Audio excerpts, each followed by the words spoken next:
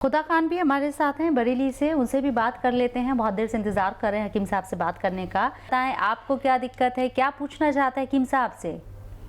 अस्सलाम वालेकुम। जी वालेकुम अस्सलाम।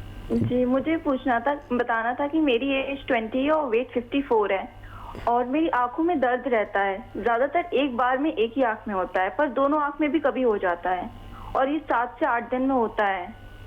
तो अभी मैंने डॉक्टर को दिखाया था तो मुझे दिखता तो साफ है, पर उन्होंने कहा माइग्रेन है।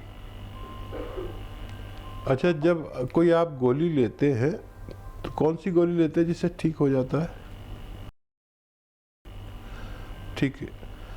अच्छा बच्चे, मैं दावा करता हूँ लेने वाले लोगों को जिससे वो ठीक हो जाता है कोई भी दर्द, तो उनको माइग्रेन नहीं हो सकता। ये जितनी गोलियां हैं ये मामूली दर्द की गोलियां, जिसका भी सिर दर्द कोई कहता हो कि माइग्रेन है और वो मामूली गोली से ठीक हो जाए, उसको माइग्रेन नहीं कह सकते।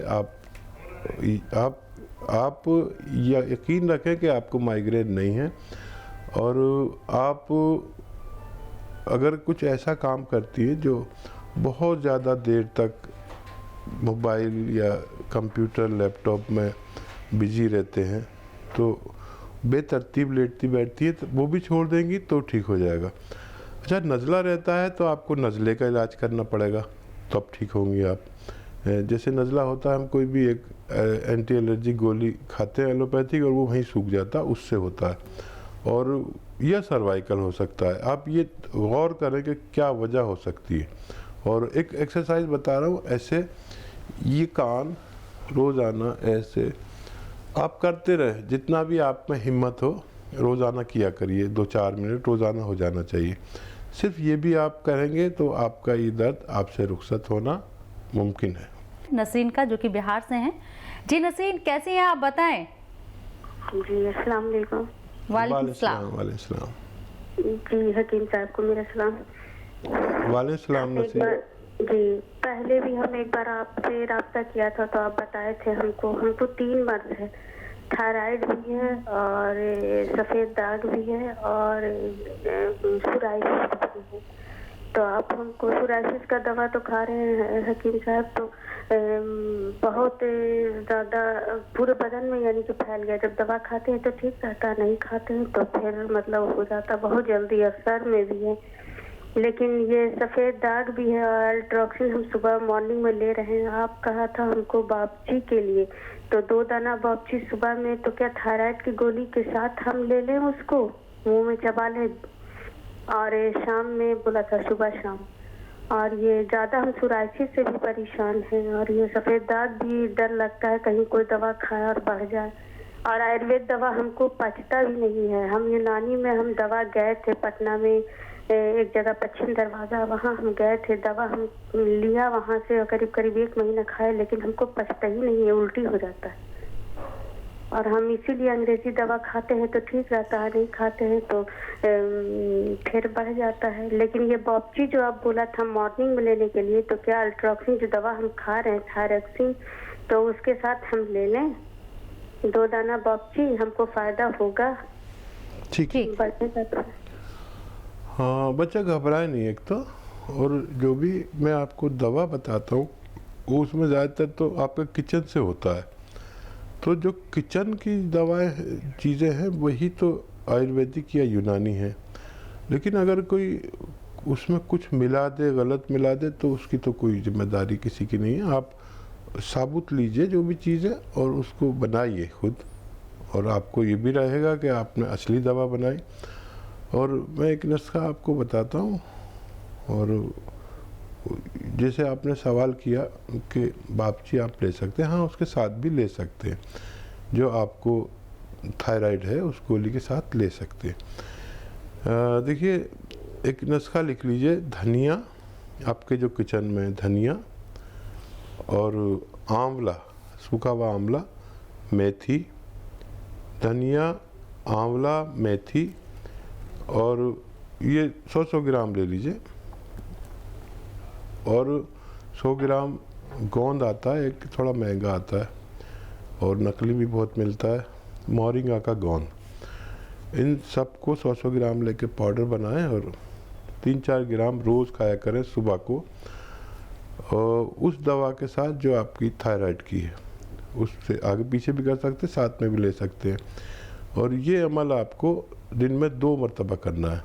तो आपके जो इमराज आपने बताया, जो बीमारी है, उन सब पे यकसा काम करेगा, जैसे थायराइड और सफ़ेद दाग और सोराइसिस, इन सब मर्ज़ों पे एक साथ काम करेगा और आपको फ़ायदा होना मुमकिन है। मुझे आपकी आवाज़ से घबराहट ज़्यादा और बीमारी कम लग रही है, तो घबराए नहीं, और ये चीज़ें सब आपके किचन की हैं, तो आपको नुकसान नहीं दे सकती।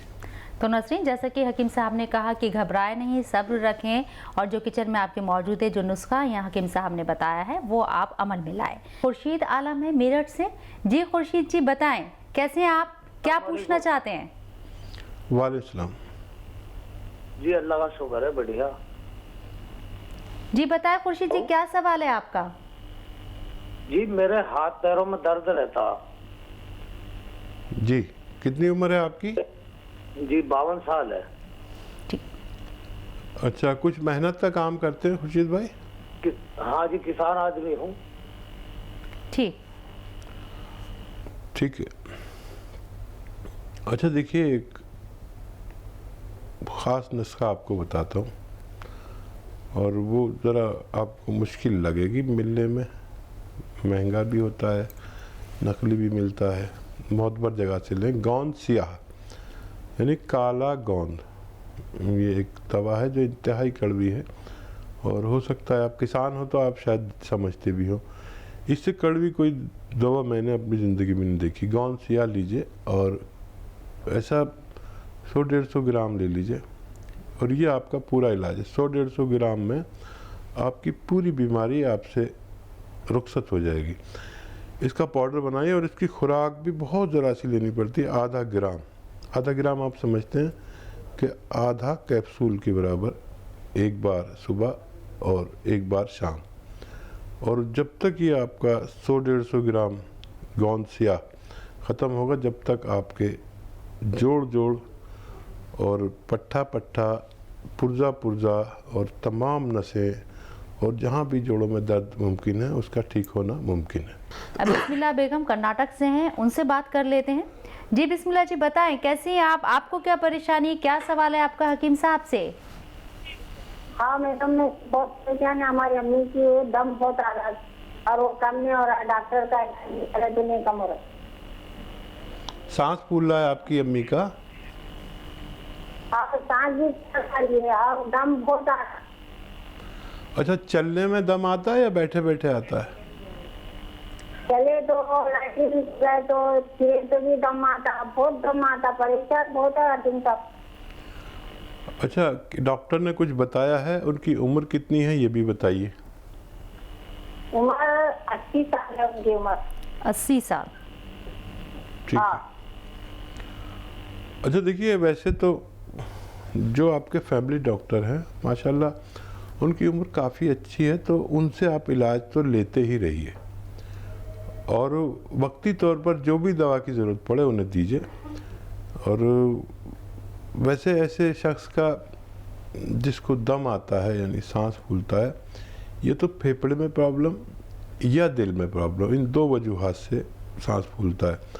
अगर बैठे बैठे भी सांस फूलता है तो दिल में प्रॉब्लम, और अगर चलने से सांस फूलता है तो फेफड़े में प्रॉब्लम।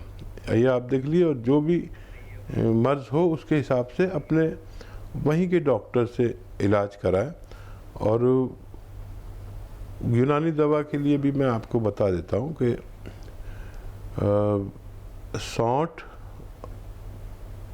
50 ग्राम और 100 ग्राम अलसी दोनों को पाउडर बना के इससे 2 गुने शहद में डाल दें, और 1 चम्मच सुबह निहार मुँह गर्म पानी के साथ रोज़ाना दिया करें।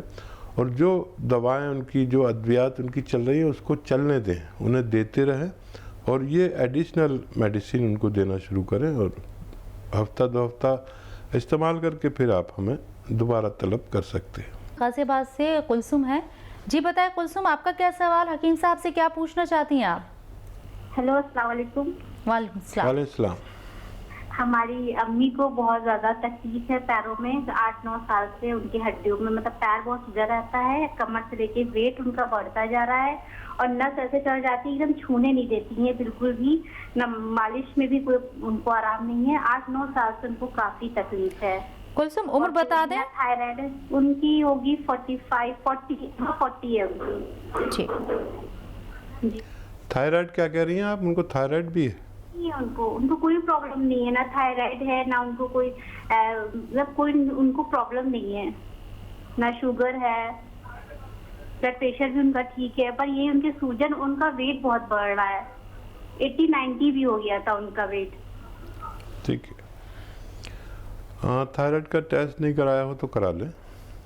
और क्यों, मैं आपको एक ऐसी दवा बता दूं जो मैंने अभी किसी को बताई थी, और आप अगर वो इस्तेमाल करेंगे तो आपकी वालदा ठीक हो जाएंगी। देखिए, आपने तमाम इलाज कर लिए हैं, तो मुझे ऐसे लोग जिन्होंने तमाम इलाज कर लिए हैं, यूनानी उसके लिए है, लेकिन सब्र, महीना, 2 महीना, 3 महीना और 4 महीना, 1 महीना ज़रूर लें यूनानी। उससे आपको अंदाज़ा हो जाएगा कि यूनानी से 20-30% फ़ायदा होता है 1 महीने में। अगर इतना फ़ायदा हो तो फिर पूरा इलाज करें। और देखिए, यूनानी में घरेलू नुस्खे जात से भी फ़ायदा होता है, लेकिन अगर पहले आप दवाएं ले लें और फिर घरेलू नुस्खा लें तो बहुत फ़ायदा होता है। और बहरहाल मुझसे अक्सर लोग घरेलू नुस्खे की उम्मीद रखते हैं, और सौंफ, धनिया, धनिया और गोंद स्याह, 4 चीज़ें लीजिए, पाउडर बनाइए और 1-1 ग्राम तीनों वक्त खाने के बाद उन्हें दीजिए, और पानी से दीजिए, दूध से मत देना इनको, क्योंकि इनका वज़न पहले से बढ़ रहा है, या जूस से दे सकते हैं। तो ये देना शुरू करें, मुझे उम्मीद है कि इनको फ़ायदा होना मुमकिन है। नागपुर से तैयबा भी आपसे बात करना चाहती हैं। जी तैयबा, बताएं आपका क्या सवाल? अस्सलाम वालेकुम। वालेकुम सलाम।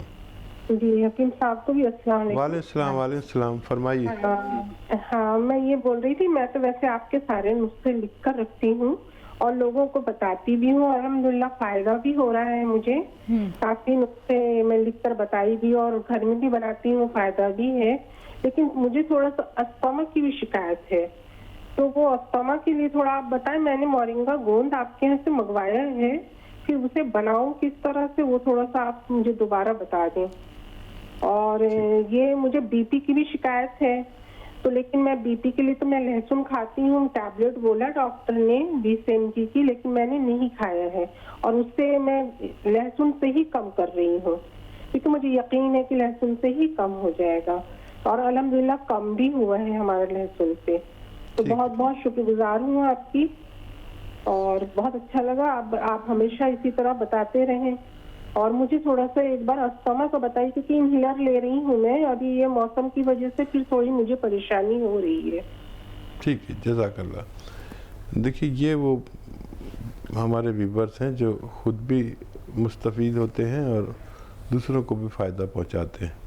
ऐसे लाखों लोग आप जैसे मेरे साथ जुड़े हुए हैं, तो मैं इस कदर काम कर पाता हूँ। और देखिए, अस्थमा के लिए मोरिंगा का गोंद आपके पास पहुँच गया, इसका पाउडर बना लीजिए। अलसी, इसके हम वज़न, उसको पाउडर बनाइए। और लिसोड़ा कहते हैं गांव की ज़बान में, लिसोड़ा, ये फल आते हैं सूखे हुए, लिसोड़ा और उन्नाब। दोबारा से कहता हूँ, ये आपने मोरिंगा का गोंद लिया, लिसोड़ा लीजिए और उन्नाब लीजिए और अलसी लीजिए। इन सबको हम वज़न लेकर पाउडर बनाएं।